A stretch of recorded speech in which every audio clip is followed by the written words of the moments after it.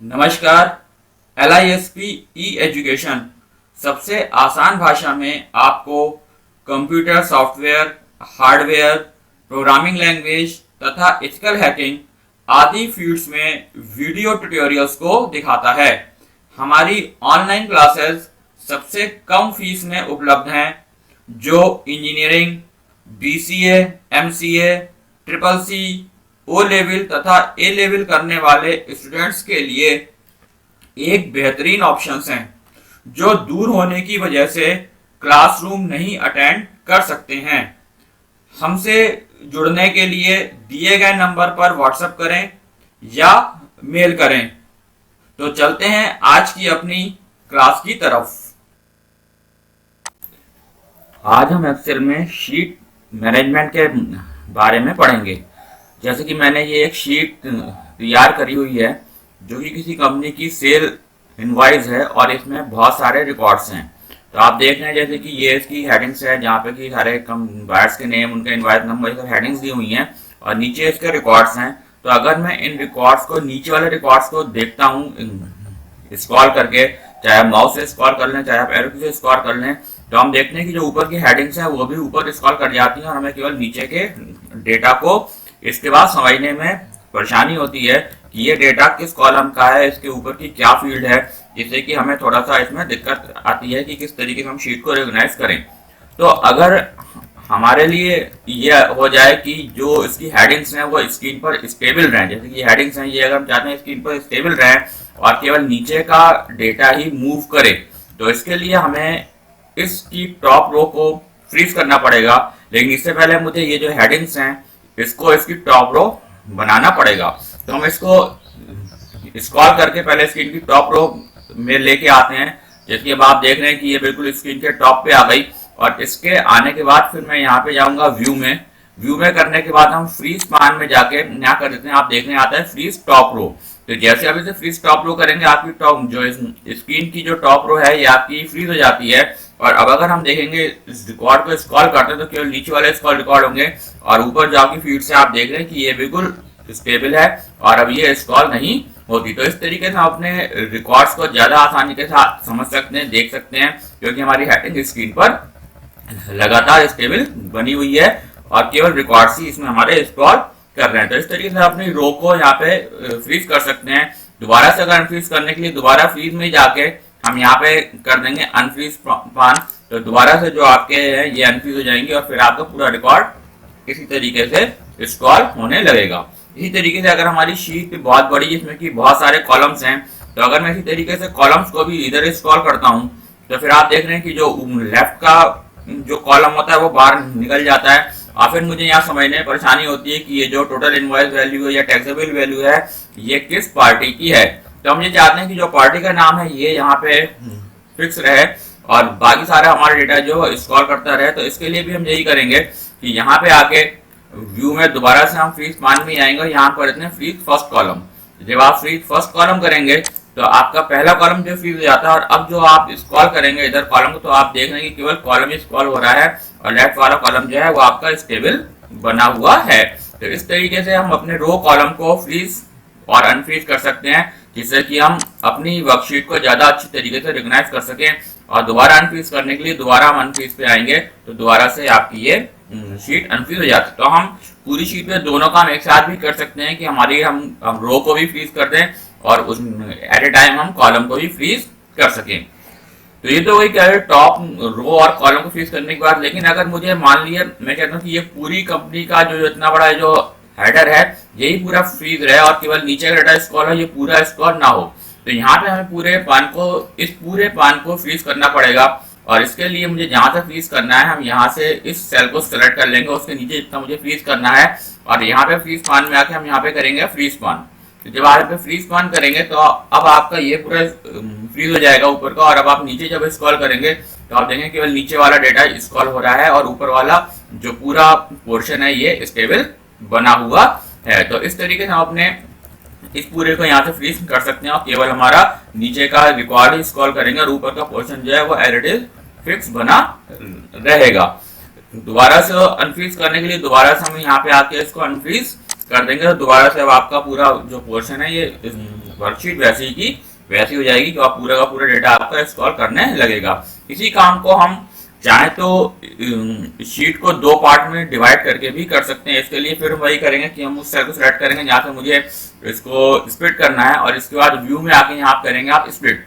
जब आप स्प्लिट करेंगे तो आप देख रहे हैं कि यहाँ पे इस पूरी क्वेश्चन में यहाँ पे एक ये लाइन बन के आ गई, एक लाती है स्प्लिट लाइन, यहाँ से कि आपकी शीट दो में डिवाइड हो गई, एक ऊपर और एक नीचे। और अब आप यहाँ पे जब आप स्क्रॉल करें तो आप देख रहे हैं कि अभी आपका ये स्क्रॉल हो रहा है, और साथ ही साथ इस तरीके से अब आपका दोनों शीट में ये स्क्रॉल हो रहा है। तो हम चाहते हैं कि केवल नीचे वाला स्क्रॉल हो, ऊपर वाला स्क्रॉल ना हो, तो हम फिर ऊपर वाले को फिक्स कर सकते हैं। जैसे कि आपने यहाँ पे आए और यहाँ पे मैंने कर दिया फ्रीज स्पान, तो अब हमारा ये दोबारा फ्रीज हो गया और अब केवल नीचे वाले रिकॉर्डिंग स्क्रॉल होंगे, ऊपर वाले फिर से स्क्रॉल नहीं होंगे। तो हम इस तरीके से फ्रीज स्पान को करके चाहे स्प्लिट को डिवाइड करके भी ये काम को कर सकते हैं। दोबारा अनफ्रीज करने के लिए दोबारा वही है कि दोबारा आप इसको यहाँ पे अनफ्रीज कर देंगे, और ये जो आपकी स्प्लिट लाइन है अगर इसको आपको डिवाइड करना हो, वो दोबारा से इसको रिमूव करना है, तो इसी पे लाके हम डबल क्लिक कर देंगे तो ये लाइन दोबारा से रिमूव हो जाती है।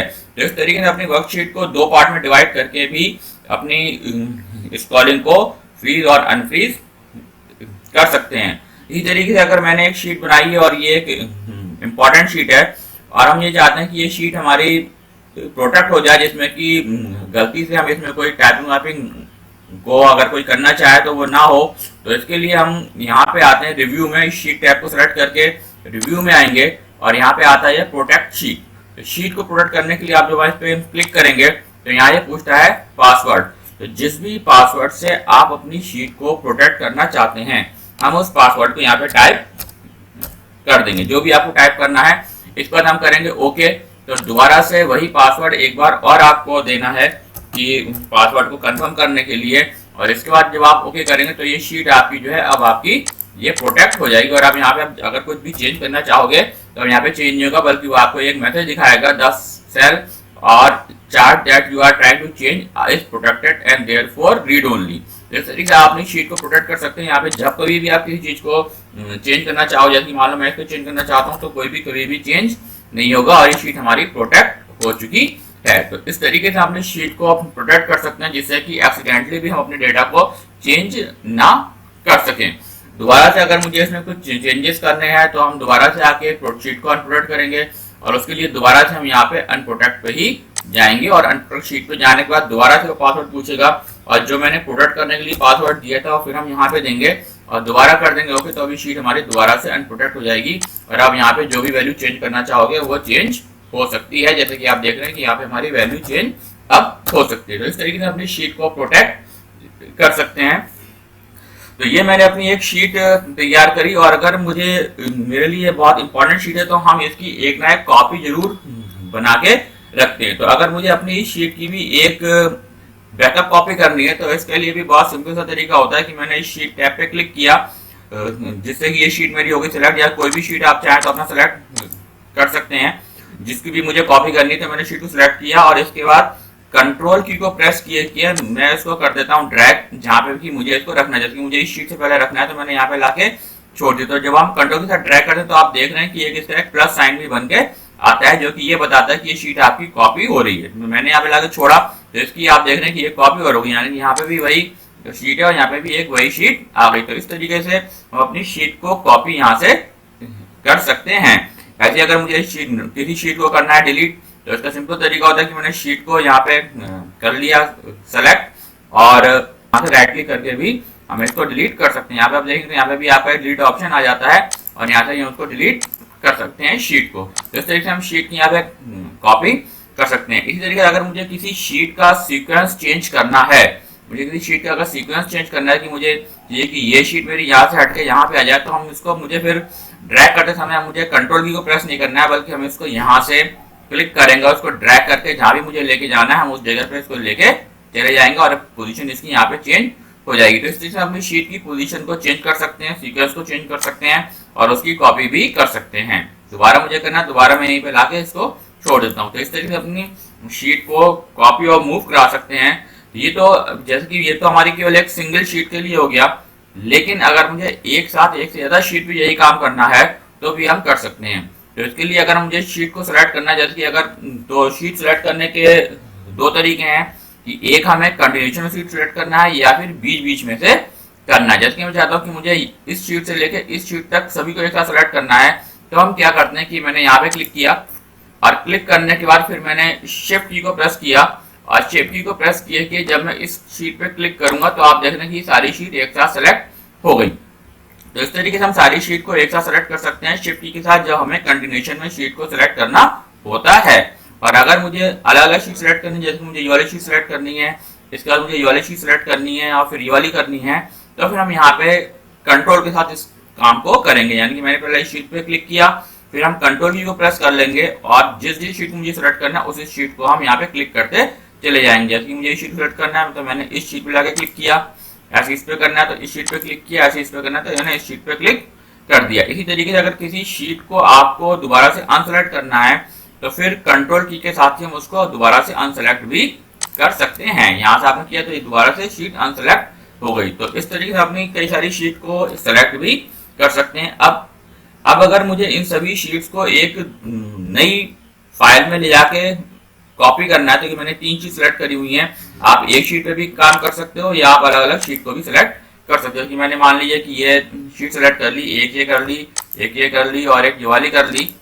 तो अगर मुझे इन 3 शीट्स को दूसरी वर्कशीट में ले जाके कॉपी करना है, सेम वर्कशीट में तो हम कॉपी करना सीख ही चुके हैं कि हम कंट्रोल के साथ ड्रैग करेंगे तो कॉपी हो जाएगी। लेकिन अगर मुझे इसी शीट को किसी दूसरी वर्कबुक में ले जाके कॉपी करना है तो इसके लिए हम यहाँ पे दोबारा आएंगे फॉर्मेट में और यहाँ पे फिर हम करते हैं मूव और कॉपी शीट।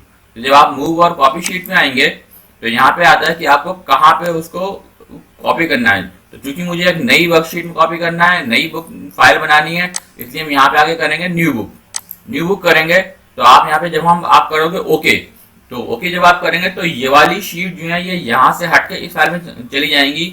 लेकिन अगर हम ये चाहते हैं कि यहाँ से हटके ना जाए, मूव ना हो, बल्कि इनकी एक कॉपी हो जाए, तो हम यहाँ पे क्रिएट ए कॉपी में पहले टिक कर देंगे, उसके बाद ओके करेंगे। तो ये हमको ध्यान रखना है कि अगर हम शीट को मूव कराना है, मूव का मतलब होता है कि वो शीट इस फाइल से हटकर ये वाली फाइल में आ जाएंगी।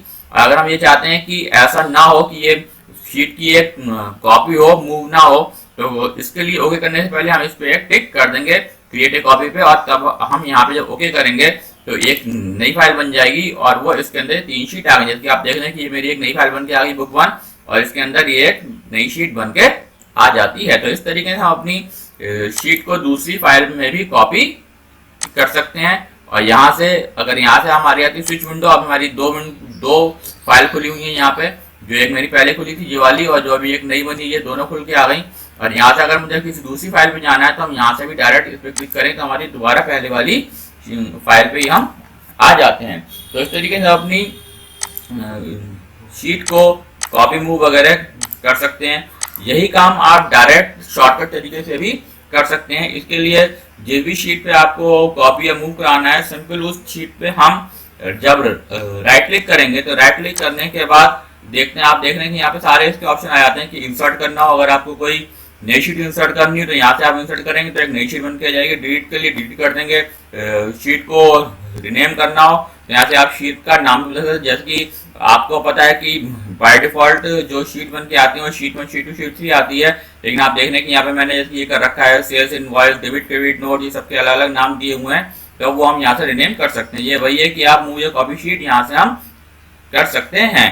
इसी तरीके से अगर आप किसी जो शीट टैब का कलर चेंज करना तो यहाँ पे आप कलर में आएंगे, यहाँ पे आप करेंगे तो उस शीट का कलर यहाँ से आप देख रहे हैं कि जो भी आपने शीट सेलेक्ट करी हुई थी उन शीट के सबके कलर यहाँ से चेंज हो गए। तो इस तरीके से अपनी शीट को एक्सेल में अपने अकॉर्डिंग मैनेज कर सकते हैं। छोटी छोटी चीजें हैं लेकिन ये कभी कभी बहुत ज्यादा काम आती हैं। तो ये था एक्सेल में शीट मैनेजमेंट। कल फिर मल्टीपल शीट मैनेजमेंट के साथ मिलेंगे। तब तक हमारे वीडियोस को देखते रहिए, इसको लाइक, शेयर और सब्सक्राइब करते रहिए। Thank you.